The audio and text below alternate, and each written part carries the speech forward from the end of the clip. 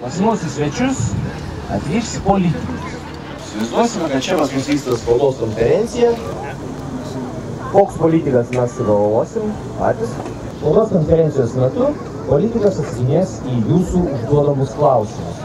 Kodėl reikia minti dviratį?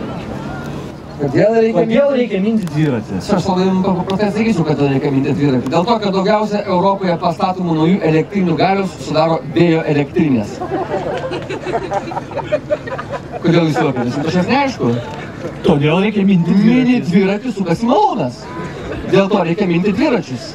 Taip, ir turėti ir vėjo energetiką, ir dviro energetiką. Taip. Vot, nu čia jau gera pradžia pusė darbo. Vyrai, gaminam energiją. Gaminam tiesioginis eteris gandavo. Gaminam malūną. Gerai, dar klausimų.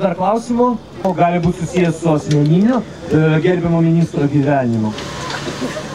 Ar vakarai su žmona svarstot energetikos plėtros problemą šalyje? Labai atsakysiu aš labai lengvai šitą klausimą. Lietuvos politikai vėjui nori nustatyti taisyklės, kiek ir kada pūsti, nes vėjo elektrinėms reikia iš anksto pranešti, kiek jos pagamins energijos. Tai žinote, kai su vėjo elektrinėm kaip su žmona reikia pasakyti, kiek ir kada pūsti. Ir kada nustoti pūsti. Tai su žmona taip, mes aptarinėjom šitos klausimus, Ir po to pučiat. Ir pučiam po to. Labai gerai. Bet sūnui pūsti draudžiu.